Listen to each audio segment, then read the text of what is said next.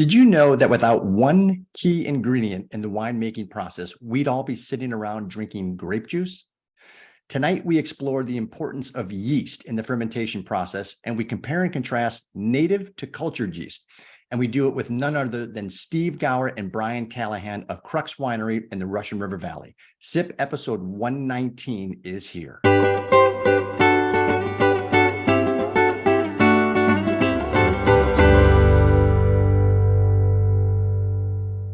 This is going to be a fantastic, rollicking evening, and I'm going to let a few more people join. I think I said hello to Connie.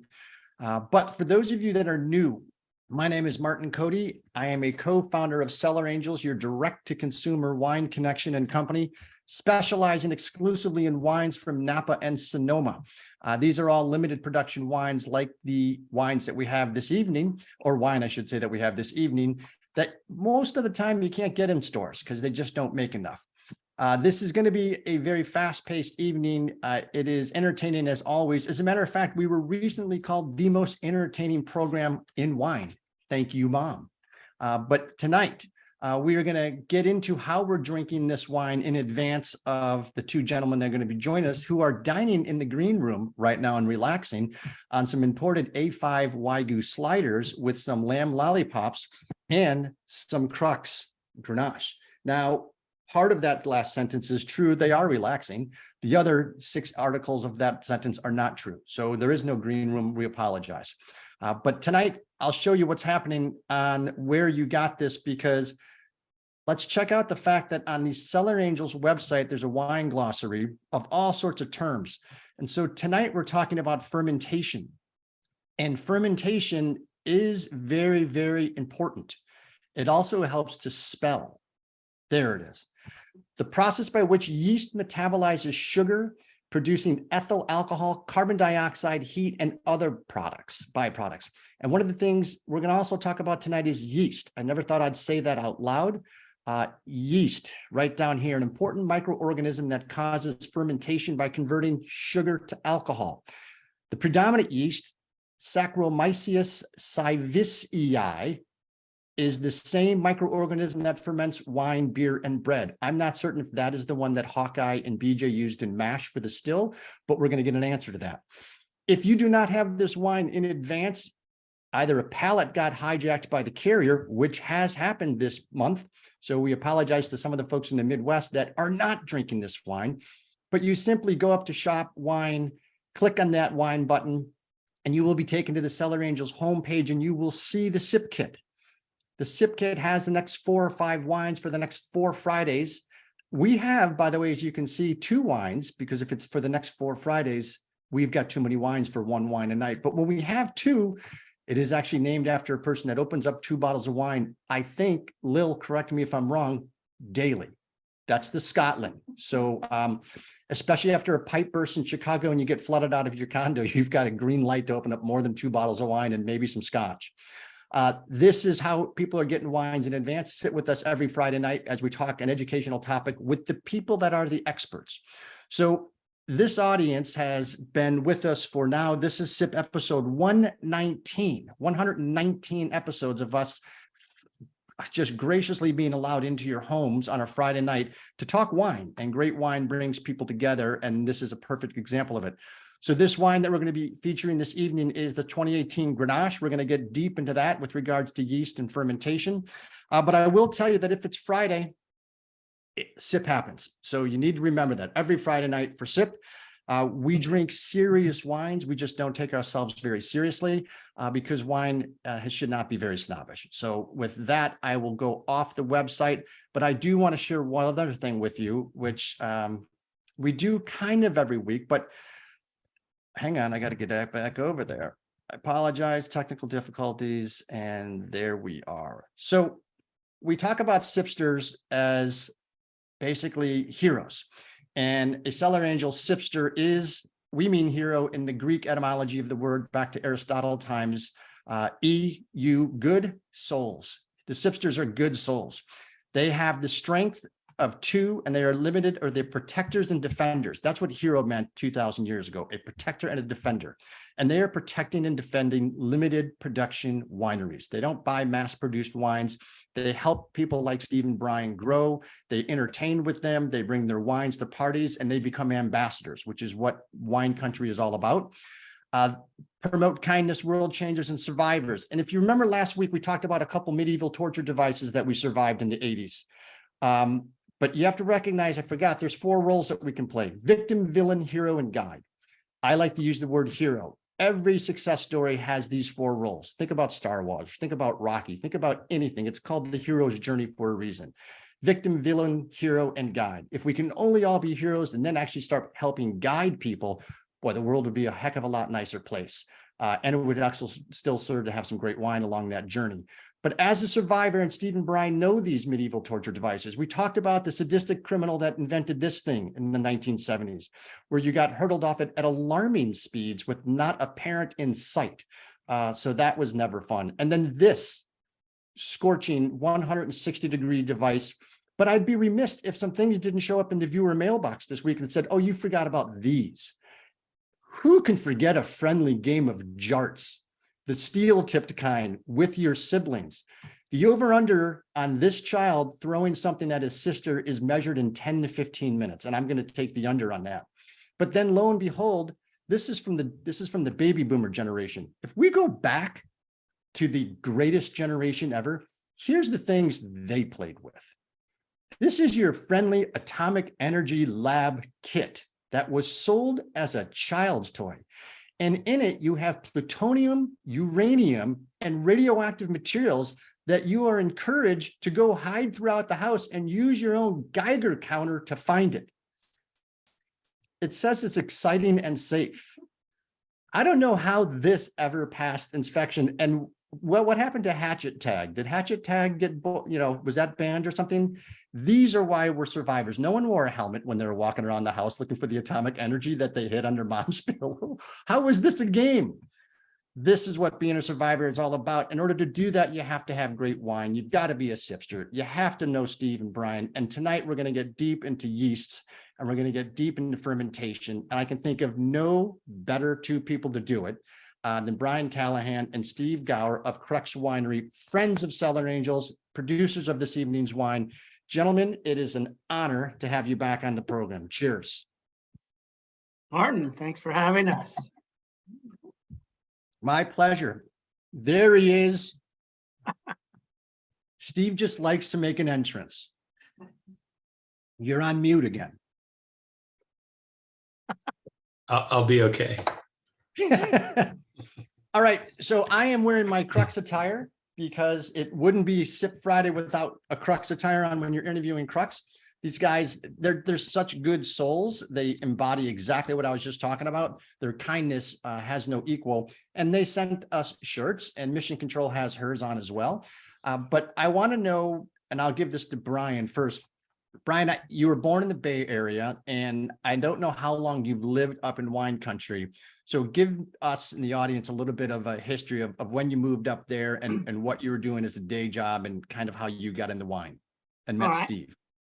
Well, as Martin said, I was born and raised in the Bay Area and made frequent trips to wine country as a child, mostly as a captive of my parents who loved to come up wine tasting, and we'd go out to the beach a lot. But I've actually lived in wine country specifically and permanently since 2005, where I had the fortunate outcome to move in next door to Stephen, who had just a couple of years before started making wine in his garage. And, you know, part of the reason I moved to Sonoma County is for the lifestyle, which obviously includes winemaking. So he at some point invited me to join him in the garage, and there we toiled until the idea for Crux was born. In fact, I mean, we never set out. This wasn't a long-term mission for either of us, and it's kind of a series of backward steps that led us to where we are. We both moved to wine country because it does have a beautiful lifestyle. It's a beautiful place. There's great restaurants and obviously the wine. So being here and making wine seemed totally logical. How could I say no to that? And in the course of a few years, Steve and I both kind of honed in on the Rhone varietals, which is what Crux is founded on. We are Rhone specialists, and where we live in the Russian River Valley, which is, we're kind of in the northern end of the Russian River Valley. We'll talk about our name and its relationship to that place in a minute. But we wanted to make Rhone varietals, and they're not easy to source. We can get plenty of Pinot and Zin and a few other things, but you know, we had a little land, we had a little time, and Heidi and Lisa didn't say we couldn't. So between 2005 and 2007, Steve and I planted 6 different varietals over about 3 acres between his house and mine. And once we realized how much fruit 3 acres would produce, we thought maybe we should start a label, because we're better to sell a little bit than to try to drink it all. And Steve, before I get to your history, I do want to mention that on this week's wine quiz, there was kind of a very quick answer. Several people came within minutes of each other. The question, for those of you that didn't get the email, winemaking technique commonly used to produce Grenache from Sonoma is what? The answer is B, carbonic maceration. And carbonic maceration, we're going to get into in a little bit, but deals with a whole bunch fermentation and what that exactly means. And by the way, there's a button there that says click here to answer. Do not forward me your answers, especially if they're wrong. I have no influence on mission control to change those answers. So that was won by Issa H. And if he is present, or Charisse was second, I think I might have seen Charisse. And if not, Nelson and Liz were third. Alicia, say hello. Connie, I know I've said hello.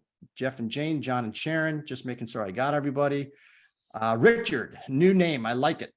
Charisse is going to be the winner, I think, because Sal's not here. Excellent, congratulations, Charisse. All right, Steve. So you were in the Bay, or you were in wine country ahead of Brian. Where did you move to wine country from? Well, I'm originally from Oregon, came to wine country via San Jose. My wife and I were in San Jose from like 95 to 01. That's when we really discovered Sonoma County at the time. And the dream kind of began, I guess, that we hope to someday come here. And our initial goal was actually growing grapes. That was the original plan when we came. You know, all good plans get adjusted somewhere along the line. I still get I have a great passion for growing grapes, but you know, winemaking is kind of just an extension of that, especially how we approached it, as Brian described. Okay, so did you grow up on a farm or in agriculture in Oregon? I did. Okay.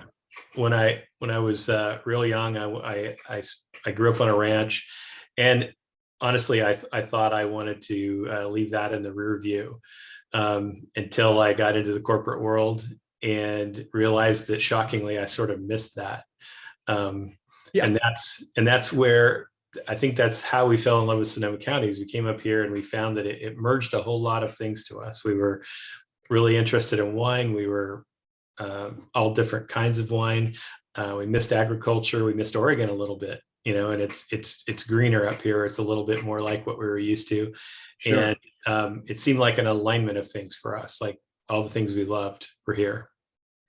And did you have a fondness for Rhones prior to moving up there, or was it as a result of moving up there?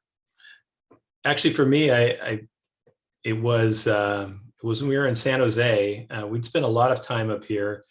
I'm not sure if I ever really had a Rhone varietal from up here. At the time, you know, we were into Cabs, Pinots, Zinfandels, right, you know, all kind of the standard issue wines. And my Rhone epiphany really was having a glass of a Chateauneuf du Pape. And, you know, my reaction was, what is this wine? You know, it's magnificent. I can't identify it.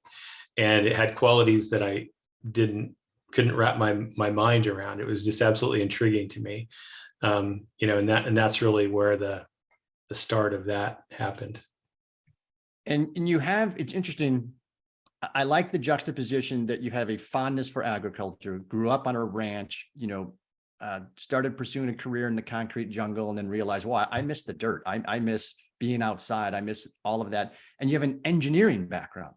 So you don't normally see engineering getting kind of into the agricultural side of things, but you can probably leverage a lot of that, at least from a thinking analytical standpoint, in the fermentation, yeast selection, and the whole winemaking or wine growing process. Yes? Yes, to a degree. I think that I started out very much that way. Like, where's the instructions? Where's the list of things I need to buy? Like very, in an engineering approach to things, right? I can build this, but what I learned over time to appreciate about wine was there's still a lot of things that aren't very well defined in winemaking. The topic tonight being one of those, maybe the most important one.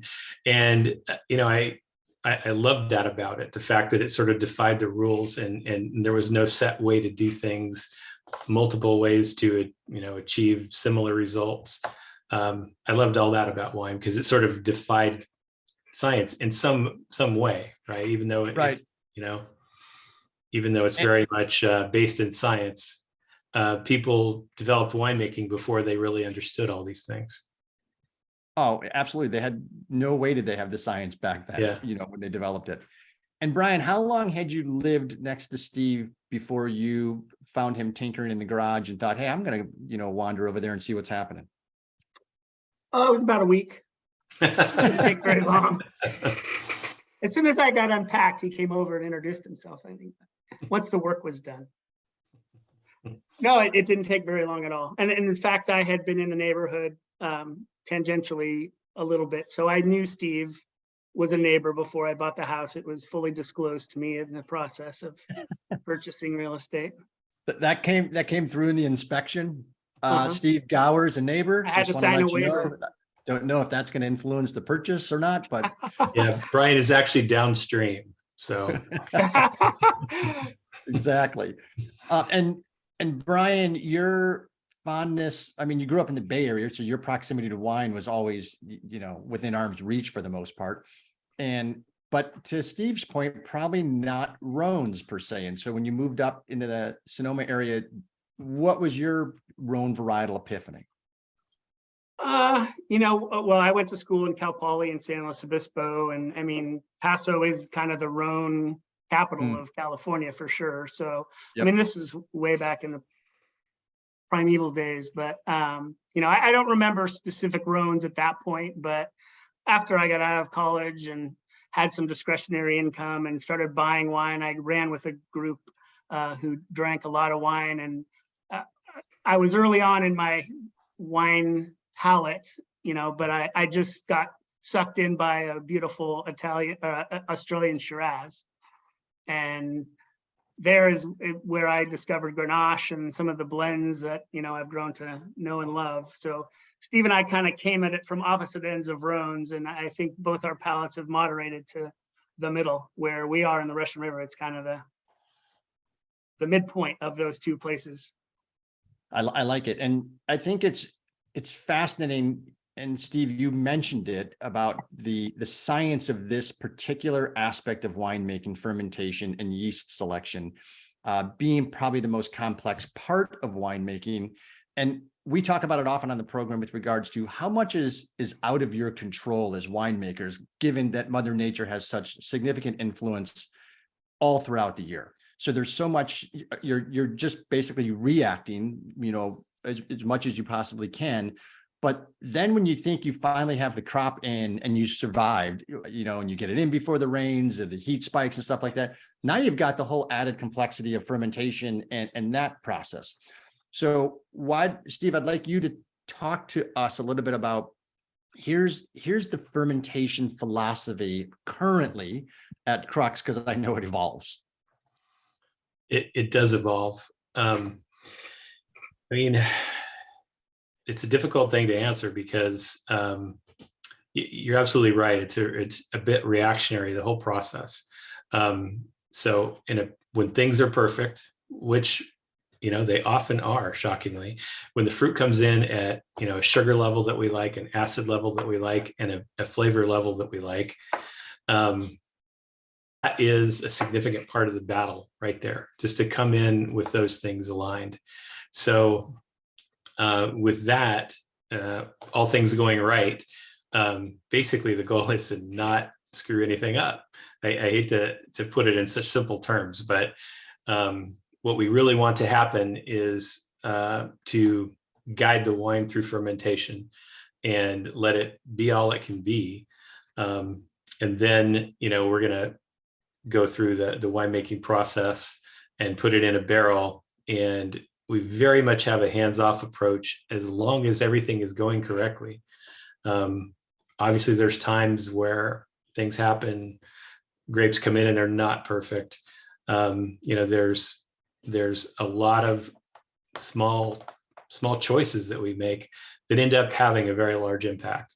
I think a lot of the evolution that we've had is understanding what we want to do when those things happen and when to do nothing. There's a lot of times when you just should be patient and wait.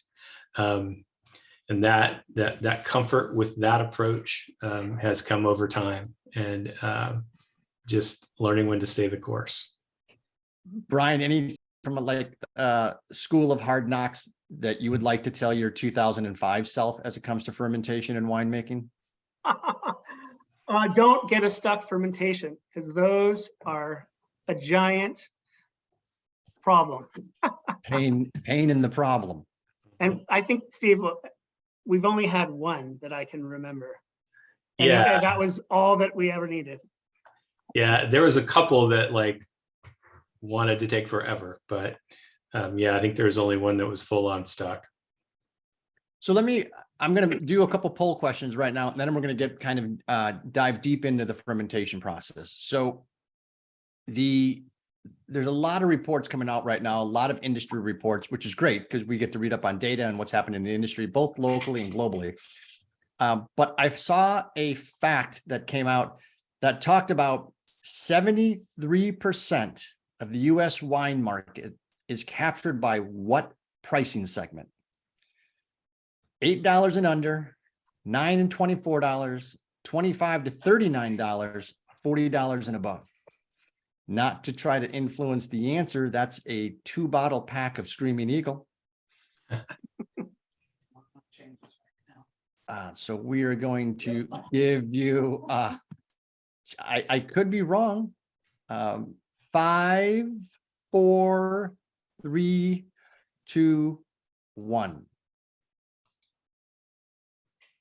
Brian and Steve, you want to fathom a guess? I'd say the 9 to 24. I'd say 8 and under. It is actually $8 and under. 73% of the US wine market is $8 and under. Ladies and gentlemen, let's stay in school and educate ourselves, for crying out loud. All right, question number 2. This one was also interesting. The 4th most crushed California red grape behind Cab, Zin, and Pinot Noir is Grenache, Ruby Red, Syrah, Merlot, Concord.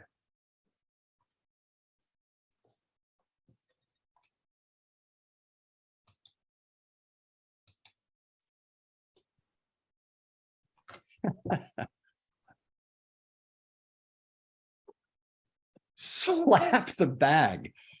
That sounds like a, I don't even know what that means. Gonna give this You're 5, proving your age. 5, 4, 3, 2, 1. All right, Brian, you can go first this time if you want to fathom a guess. I said Syrah, because we're Rhone, and that's a Rhone. Steve? I'm going to say Merlot, because despite what people say, they still buy that. The answer as the 4th most crushed California red grape behind Cab, Zin, and Pinot Noir is the one no one chose, Ruby Red. Do you know why? Color concentrates, maybe? It is the main ingredient in Mega Purple. Yeah. And for those, and one of you, I'll let you educate folks on Mega Purple, but it's interesting that they're actually at one of the most recent wine symposiums, I think in San Francisco last week. The head host was asking growers to grow more ruby red because they need more of it for Mega Purple. I'm not certain that's a good thing, but It is, what if you is got an $8 bottle. exactly? That's exactly what's in the $8 bottle. You're 100% correct. Steve, what is ruby red for the audience? Well, it's used in Mega Purple as you described. What Mega Purple is basically a super high concentrated juice where I should have said I don't know anything about this, by the way, but so I read, never used it myself. Nope.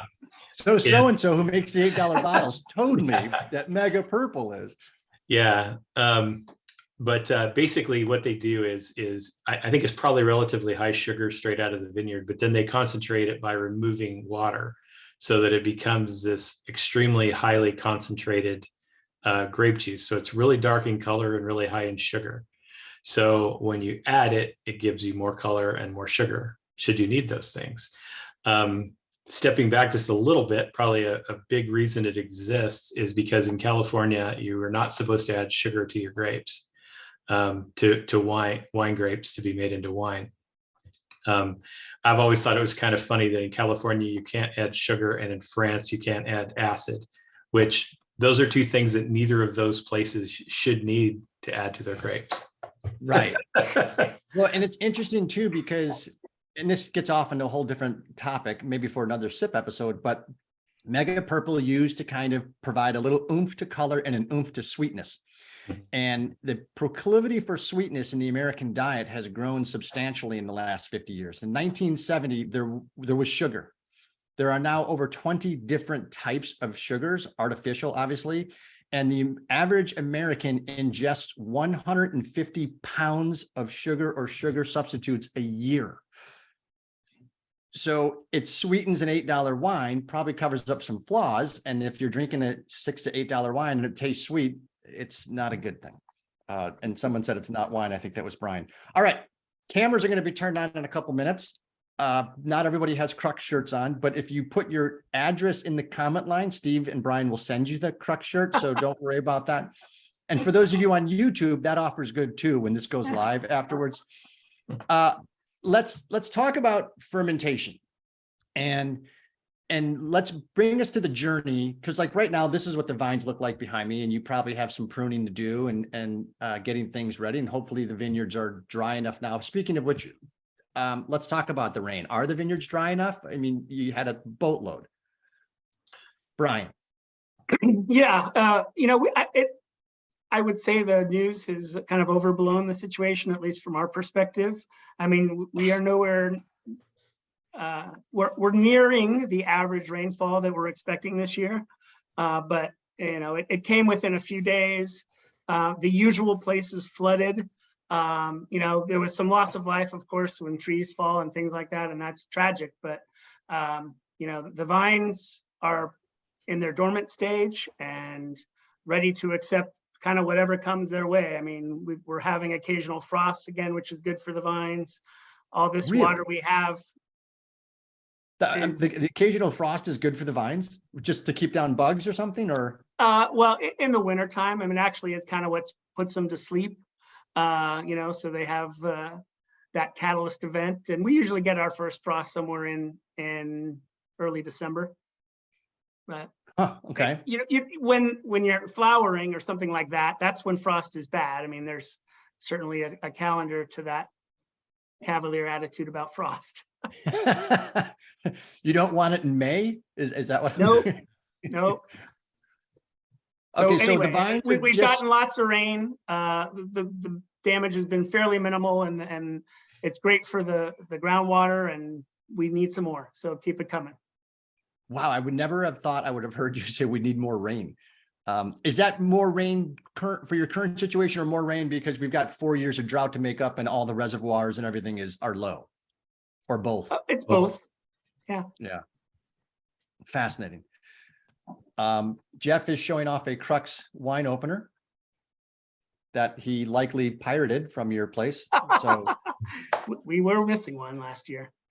all right. So the vines are dormant right now, but back in October, you bring the fruit in, and you've got a pretty diverse portfolio. So you have a number of picks because things are all ripening at a different time. And so the bins come in and walk us through kind of this Grenache fermentation process. Steve, why don't you walk through what happens kind of and what we're talking about? Sure. The first thing we do when we bring it in is destem it. Basically, it goes from the picking bins that come out of the vineyard through our destemmer, which is just as simple as it sounds. It just basically pops the stems off the grapes with as minimal damage as possible. We really want whole grapes when we're done. That kind of jumps into that carbonic maceration topic you mentioned before. The idea is to keep the grapes whole so that when fermentation does kick off, it's both external to the grapes and inside the grapes. And what are you fermenting in? Basically a large bin. It's not a very fancy thing. It's just a big square tub, and we destem directly into that. You know, I might have mentioned it. We strive for minimal handling. The idea there is we're not transferring things all over the place. We basically use gravity to go through the destemmer and into the fermenter, and then it stays in the fermenter through fermentation. And so it's in a bin. Give me dimensions on the bin. Is it like 4 feet by 4 feet? Is it a large bin? What are we looking at? Plastic? You're not far off. So basically they come in out of the vineyard in 1,000-pound bins. We go from there into bins that hold about 1,700 pounds each of grapes. Kind of depends on how that works out exactly, but the bins all need a little bit of headspace because when they begin to ferment, the skins and whole grapes will rise up with the CO2 underneath. But in our case, those are very small fermenters. You know, that's a small winery approach there. And open top fermenters? Open tops, yeah. Okay, so then how long does that fermentation process take? Well, yeah, okay, there's how they arrive from the vineyard right there in those bins. So Each of those is about 1,000 pounds. yes. So initially, when we go into the fermenters, we chill them down. The idea is to get it down into the 50s. They go into the room with the barrels. They go in, we chill them down. We actually don't want fermentation to take off right away. We like to macerate them for somewhere around 4 days, 3 to 5 days, really, depending on how things are going. And macerate just means you just want the wine sitting in its own wine juice on the skins. Yeah, you're basically getting some color and flavor extraction without the presence of alcohol. Okay. Alcohol can, if you soak the seeds in alcohol, you'll basically start to extract the bitter tannins from seeds, and we don't really want that. So The idea is to sort of get a jump start on all those things that are good. I believe that process also promotes the building of a colony of native yeast. That's a little bit maybe jumping ahead to the yeast conversation, but that does occur during cold soak as well. But a big reason why we want it to be cold, one is to suppress fermentation at that stage, and two, to suppress any bacterial growth. It's basically, it's like keeping it in the refrigerator versus keeping it at room temperature. Okay. And I may have missed it. You have the fermentation and maceration on the skins until you guys decide that, hey, this is the color we want. And then you're going to introduce the yeast. Honestly, no, we don't. It's not that color driven. It's Okay. kind of nice that it extracts some color, but it's impractical to keep 1,700 pounds of grapes cold for an unlimited amount of time. And in 4 or 5 days, you're getting the yeast colonies built up to where you want them. So it's worked out. It's something we played around with shorter and longer, and kind of settled in on that. Now that's assuming the grapes are in good condition. If we have any concerns about condition of grapes, if there's anything in the vineyard that doesn't look that great, we sort them any moldy clusters comes out, but I've always just, kind of gone with the theory that if you see a moldy cluster, there's another one that you didn't see. So we aren't going to cold soak grapes in poor condition for 4 days. That's asking for trouble. You can get bacterial growth.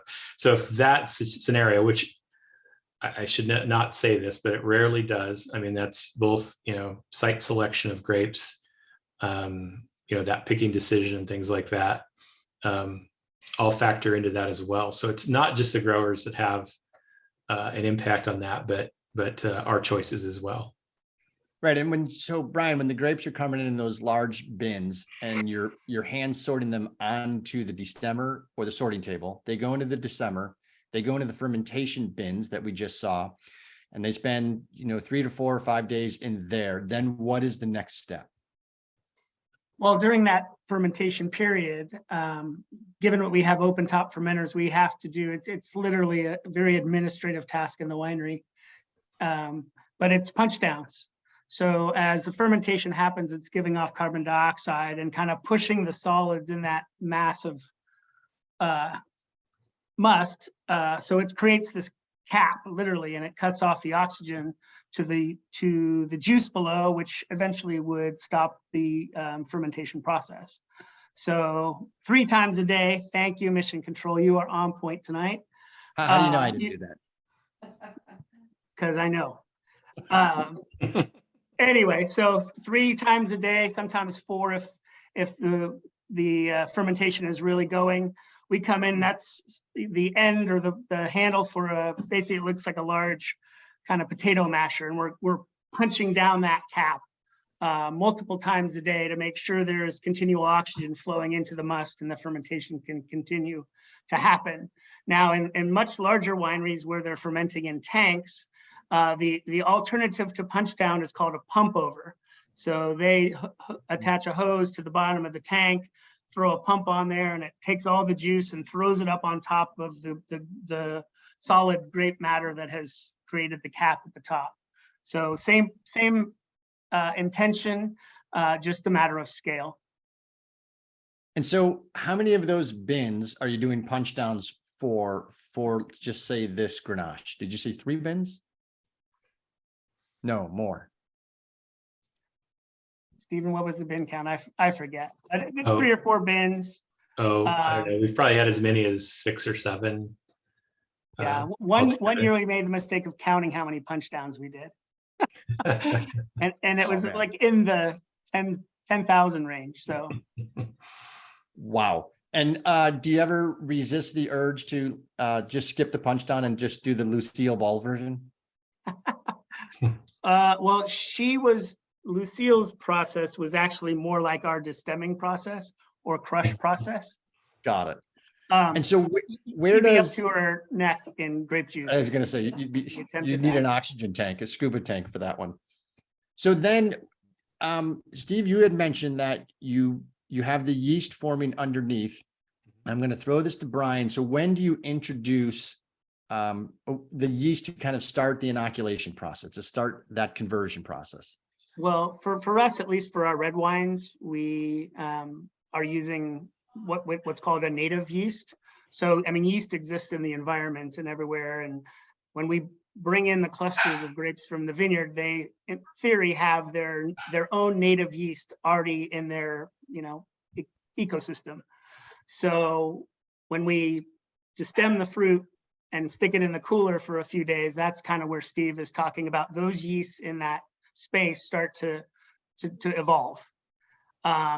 One of the things we do, for those of you who make sourdough, we kind of use a starter methodology with our native fermentation. So in the course of deciding when we're going to pick, we're going out multiple times over the course of almost every day, checking the vineyard for ripeness. We're looking for the bricks or the sugar level in the fruit, the skin, kind of texture, how the seeds are maturing. But over that time, we're collecting either grape samples or cluster samples into a Ziploc bag.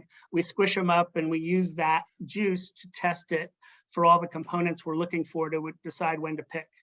But since our fermentation, we usually pick within a few days of our last couple tests. So we keep that juice and skins in the Ziploc bag, stick it in our 3-tank sink, and it's sitting on the production side of the winery, and it's usually September, October, so it's much warmer environment. Well, those grapes start to ferment very quickly. And then when we're doing our punch downs, pretty much we're letting the gas out of the bag because it's filled up with carbon dioxide, and you have to let that out before the bag bursts. So anyway, we use those after we've cold soaked the fruit. We'll bring those out and add them to the must as a starter effect. So we're not adding anything that didn't already exist around our fruit. Well, and I think that's a great point of clarification, because you mentioned the word native yeasts. And fun fact, there's over 50,000 yeast particles on a grape. So a single grape has 50,000 yeast particles. So when someone says, I think I'm allergic to wine, it's like, well, you could be allergic to about 50,000 things because there's 50,000 different pieces of yeast on that grape. So it's a challenge, and it's a histamine, and there's more sulfites and stuff in a can of tomato paste that we all have with spaghetti. So you've got native yeast, which are yeasts that are happening on the fruit by themselves, but there's also artificial yeast that people introduce to start the fermentation process. What is the pros and cons of each, and why would you use one over the other? Steve. So to be clear, there really aren't artificial yeast, at least not used for wine. What a cultured yeast that you buy a bag of looks a lot like what you'd buy at the store to make bread. What that is, it is natural yeast. It's just been cultivated, prepared, and freeze dried. The reason they do that is so that they can introduce a massive amount of yeast all at once. So what that does in a high production environment, it allows a large winery to inoculate the grapes with a massive colony of yeast immediately and get it fermenting much quicker. There's pros and cons to that. The pros for a large winery of that approach is that it's much more predictable.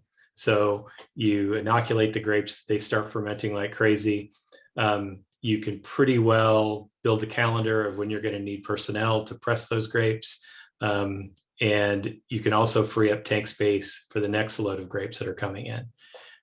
Because most of the large facilities, they don't have the ability to receive all their grapes at once. They have to clear the place out so they can, start over again. And that happens many, many times during harvest.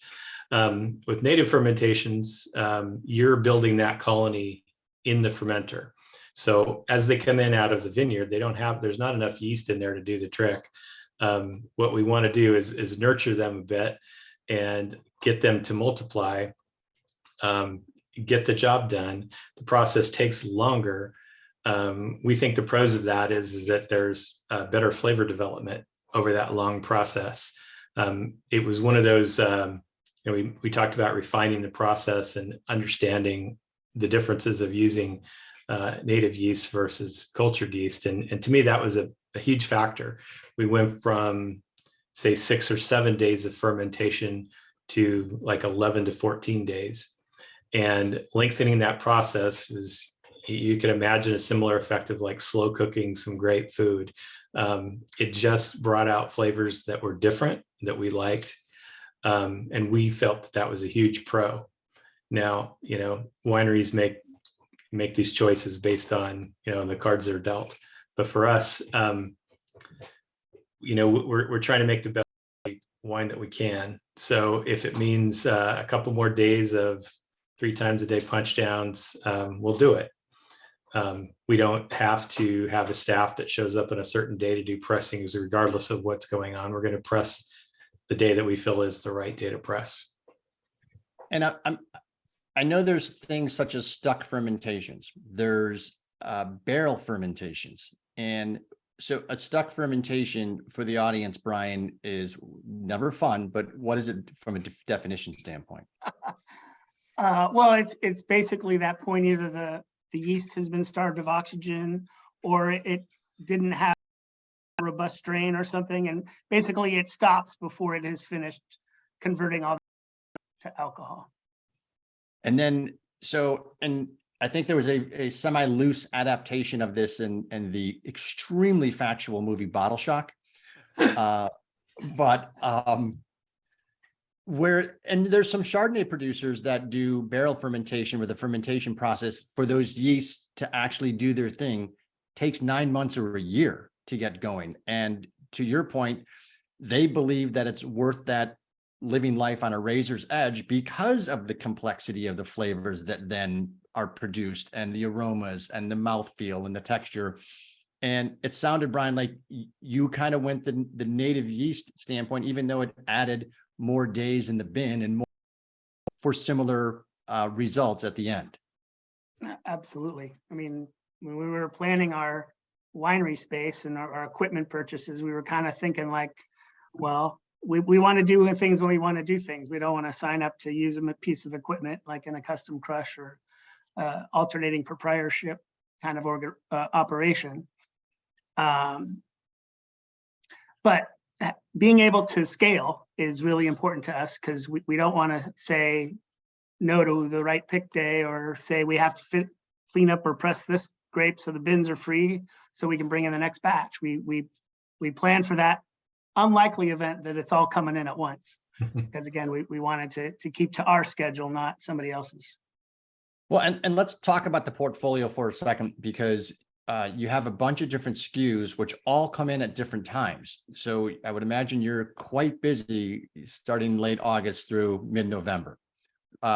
Brian, give us a current roundup of the inventory, the portfolio that you have today in total case production. Sure. Yeah. Well, we typically bring in our whites a little bit earlier. I mean, everything's coming in for us, you know, in the 24 or lower bricks kind of standpoint. So the whites usually come in at the end of August, usually early September. And that's a wine that's made very differently than a red wine, where the fermentation happens again off the skins. So you basically spend the first day making that wine, and then it sits in a tank. There's lots of things that happen in between, but it's a much more labor intensive process to bring in the white fruit. Reds start coming in. We bring in our West Side Road Grenache from this vineyard, the Campbell McKinney vineyard. That's usually in early September. And, you know, the Mourvedre is usually at the tail end. And I think this year, I thought we were going to be done early. We got done about a week before Halloween, which was not bad, but the way the year started off, everything was coming in early. And case production is at what total? It's so hard to tell, because in 2020, we didn't bottle much red fruit. So we were like 600 cases. 21 is going to be north of 1,200 cases. And then 2022 was light. So we'll probably be back down a few hundred cases, just from a volume standpoint. So the two whites, Grenache Blanc and Viognier. We have our GSM Rosé, which is the blend of Grenache, Syrah, Mourvedre. We also do that in the red wine, which is, I guess, the bigger brother of the Grenache that we're drinking tonight. We also have a Syrah and occasionally a Petit Syrah. It just depends on production and yield levels. Now and again, we've been— Petit Syrah is magnifique. Holy cow, that is insane. Thank you. We've occasionally have done a Mourvedre. We might be seeing more of that in the future. And actually, one of our mitigation steps for the 2020 harvest, which is when we lost a lot of red fruit from smoke taint, was we made our first Syrah port. So port style wine. We've just bottled about 80 cases of little 500 milliliter bottles. They're very cute, and that'll get released through our club in the fall. And if there's any left, it will go to the general public. So super excited about that new offering. I like that. If there's any left, I like that a lot. All right, I'm going to ask you two questions, because normally we ask two questions of one person, but since we have two, I'm going to split it up. And if you were a product of the 70s and 80s and 90s, there was a program on PBS called Inside the Actor Studio, where they asked 5 questions. I'm going to steal that theme a little bit, but Steve, I'll go with you first. if you were not doing this and you were not using your engineering chomps to work in the medical device industry, what would you most like to do? Wow. Maybe watch a little TV. I don't know. How well does that pay? Not well. No, well, I thought you eliminated that. I didn't have to. That's true. I don't know. I have far too many interests in the world, but if I didn't make wine or do that corporate stuff, I don't know. I would probably be lost. I would. Am I going to get the same questions or can I answer them? No, you get a different question because I know you have an answer to that one already. That would be cheating. All right, Brian, your question is, who would you like to have a glass of Crux wine with, living or dead? Ooh. Well, I would have to say both my grandfathers. Cool. And why? So I could share with them what I did. And Steve's going, crap, and all I said was watch TV. Well, actually, my vineyard, which I call Force 5, is an homage to my mom's father. He was one of 5 brothers that grew up in Chicago, and they basically called themselves the Force 5. Where'd they grow up in Chicago? South Side, the bad part of town. That's Leroy Brown. All right. I'm going to show some folks where the heck you're located. I'm surprised I didn't get prompted for this. But let's go, let's go to Google Earth and let's show some people where, for those of you that are new, this is a favorite part of the show, aside from viewer mail and prank phone calls. But this is our wine world. Cellar Angels focuses exclusively on Napa and Sonoma counties. And Brian grew up here, so he was very attuned to how much of a maritime influence this region has. Steve obviously knows about maritime influences in Oregon. Every single great wine region in the world has a maritime influence. Every one. Illinois has wines. It's not a great wine region, but there's a maritime influence. Canada, Okinawa, they have all sorts of lakes. You look at old world countries, there's a maritime influence. This area is blessed by not only the San Pablo Bay, which is essentially the area's air conditioner, but you've got the Pacific, and its coolness gets ripped right off the ocean every single evening with the fog that kind of blankets the valley. We talk often about this climate being a Mediterranean climate. There's only 3% of the globe that have a Mediterranean climate. And this is one of them. So the other, parts of the globe that have it actually sit on the Mediterranean. So it's quite weird that this is here. They also have just tremendous amounts of tectonic shifts, geologic formations, volcanic, everything that you have going on here. 6 of the world's 12 soil types are in these 2 counties. So from a winemaking perspective, it is, Michelangelo with the blank canvas. It's just a winemaker's dream to have this type of influence. For Grenache, Brian talked about the vineyard behind me, and I wanted to ask you guys, how do you source your vineyards as it relates to the growers that you want to work with? I'll leave that up to Brian, who's on mute. Well, we've had good fortune. I mean, there isn't a lot of Rhone grown in the Russian River, as we mentioned. So we don't have an infinite number of vineyards to consider, but we've been very fortunate in finding vineyards that share our philosophies about grape growing. With I think 1 or 2 exceptions, we're buying from the same sources we did when we first started sourcing fruit. Beyond what we grow at home. I mean, our intention is really to make a wine about the place, the Russian River, a vintage and a varietal. So having that, closeness to where our grapes are grown, we're really able to put that into a bottle. And I love that the growers kind of have the same philosophy as you, or you have the same philosophies as the grower. So it's all about quality. And talk to me about this vineyard behind me, because as you can see, the proximity to the Pacific, but it's also, I mean, this has got vines growing every which direction. And it's on a hillside slope, and you've got some drainage, and you've got east, west, north, south, all over the Yep. place. So Yeah, well, where talk to me about- the cursor there is the two lower sections. That's what we refer to as the terraces. That's pretty steep hillside. So Steeper this than is it on looks. Yeah. this is on West Side Road for those familiar with the area, a little bit south of where Toomey is. So this vineyard, you know, surprisingly was planted in the late 80s, and it's an exclusively Rhone vineyard, which again was very rare. Or the guy who developed the property and put in the vineyards coincidentally had a Rhone winery in the area.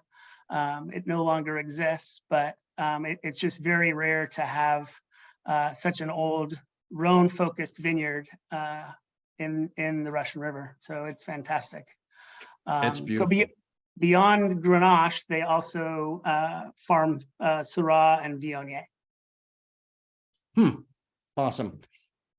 And let's drill down in the flavors, aromas, profile, and pairings of the 2018 Grenache. Which one of you studs, Steve or Brian, want to take a stab at kind of what we're getting on the 2018 right now?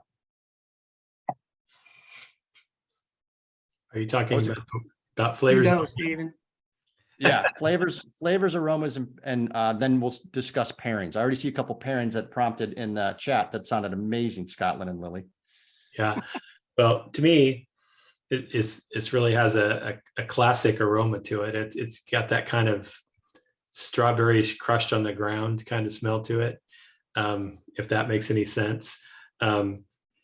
It's got a real earthy component, which I think is a hallmark of a good Rhone. Almost a little bit of a holiday spice to it, which seems to be typical of our Grenache. What else can I say about it? I think at times I get just a little bit of an herbal nature to it. We don't really believe in stripping our vineyards bare. We allow the weeds to be at home there. I think that may be a factor in that too. It's hard to say, but it's definitely, you know, in France, they have a word for it. They call it garrigue. I might not be pronouncing that correctly. Hopefully nobody speaks French. But that is just I think the tendency of Grenache to sort of take on the flavors of certain herbs that grow in the Rhone Valley. We have our version of that too. Interesting. And what would you pair with this? I think probably my favorite is duck in many forms, which I'm a big fan of.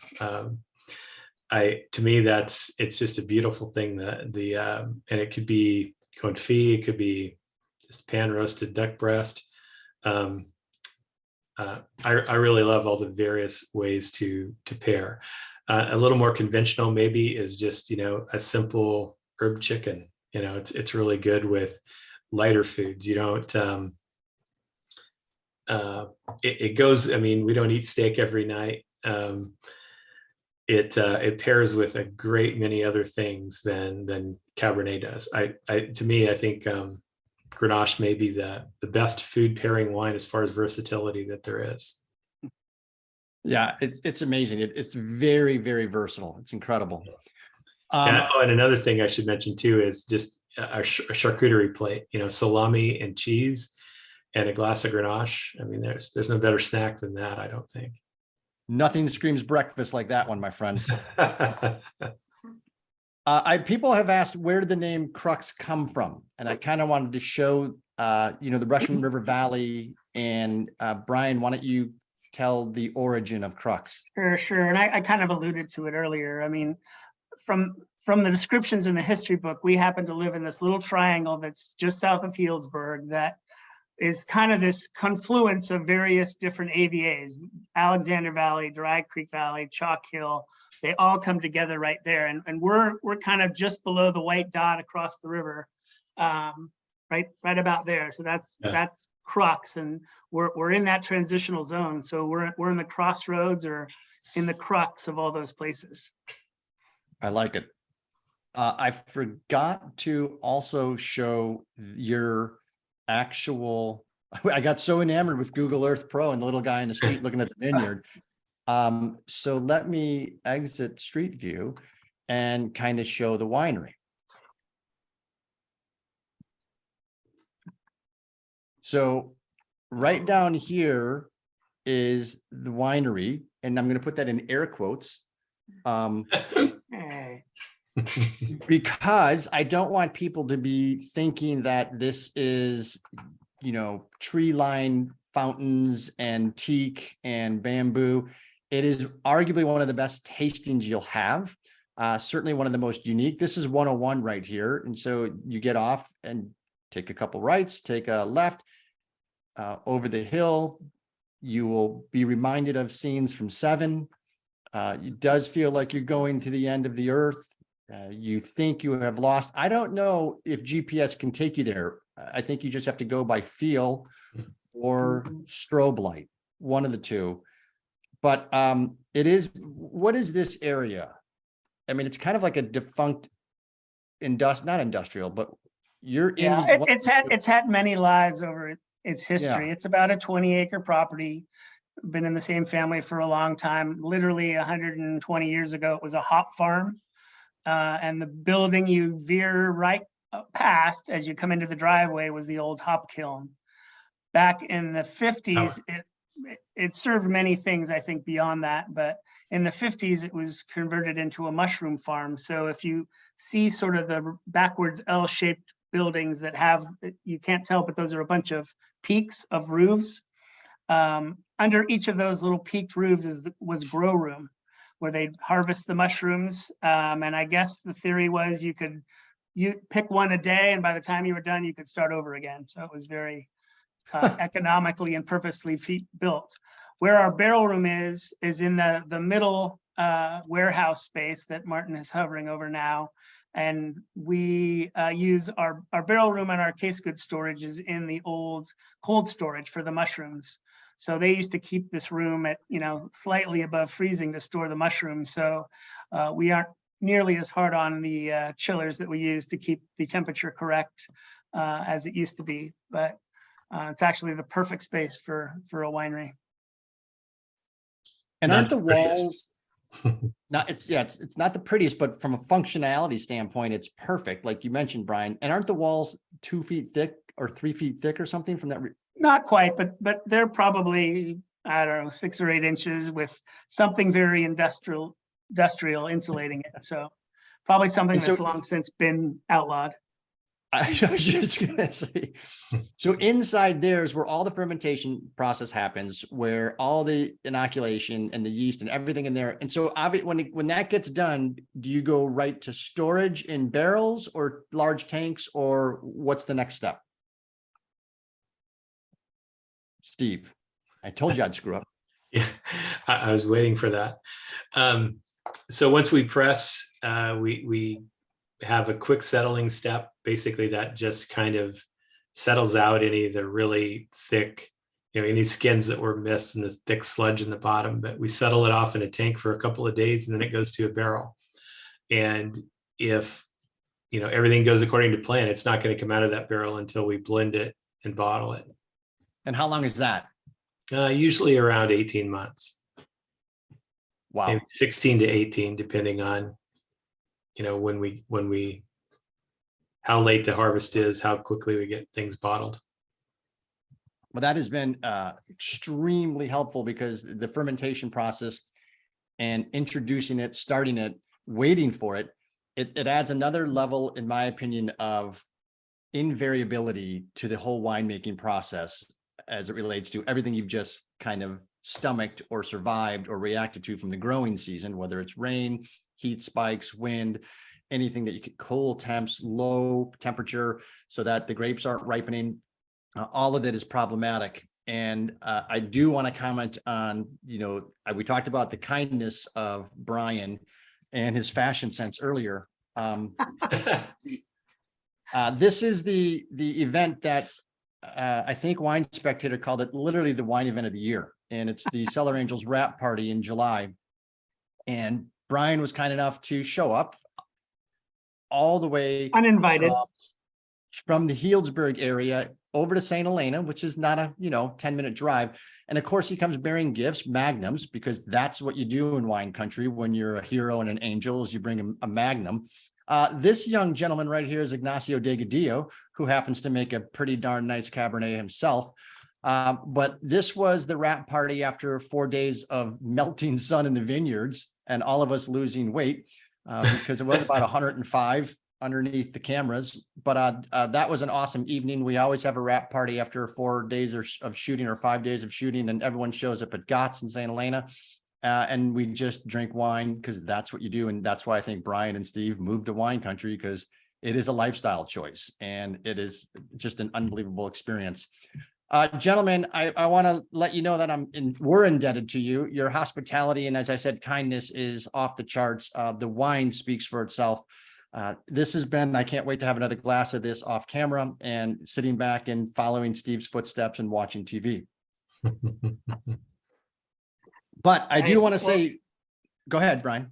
Oh, again, thank you, Martin and Denise. We really appreciate you guys' support, and would love to welcome any of you here tuned in to the winery at any point. I'm glad to say many of you I'm seeing have been there, so that's awesome. But we'd love to see you. We actually are planning a few road trips. Still tentative, but looking like middle to end of March we'll be in the Atlanta area, followed by Raleigh, and then maybe Richmond, Virginia. So kind of bebopping around the Southeast there. We're working on the Chicago, Minneapolis, Minnesota area as well, but still kind of trying to hone in on dates. There's a lot to do, but we want to get out and see you, and certainly hope you'll come see us if you're in the area. And by honing in on dates, I think it's just a very, very polite, kind way of saying we're waiting till the temperature gets above 50. I think it's just really what it all boils down to when you're talking about Minnesota and Chicago. Let's be honest, Brian. No, you will love those markets, as I'm sure you have got a ton of Crux fans there. I do want to say, speaking of travel, next week we have John Phillips from Inspiration Vineyards on, and we are going to be discussing wine travel and how to book successful itineraries in wine country. Too often we see people calling us and go, we'd like to do 6 tastings. Oh, really? In one day? That's a bad idea. And 3 of them are in Sonoma, 2 of them are in Napa, and then 1 is going to be down in Calisto or up in Calisto. Nope, bad idea. We do very well at Cellar Angels booking wine trips. There's things you need to know about the area. You do not want to be taking a left turn on 29 after 2 p.m. It just doesn't happen, okay? Because there's too much traffic. So there's little things that the natives know that we know after 50 to 60 trips there. And John's going to discuss them all from Inspiration Vineyards on how to have a successful wine tasting trip, because it makes a difference with the people you know and the people you get to taste with. Cellar Angels Sipsters, you did it again. Your support is astounding. Your souls and kindness is just makes our hearts sing, and we can't do any of this without you. We need you. The wineries need you. The world needs you. So Brian and Steve, you guys, thanks for spending so much time on a Friday with us and producing these wines. Love the craft, love your pursuit, love your philosophy. Can't wait to see you again. Everyone, be good, be kind to one another. Cheers and drink some more of the good stuff. Thanks so much, you all.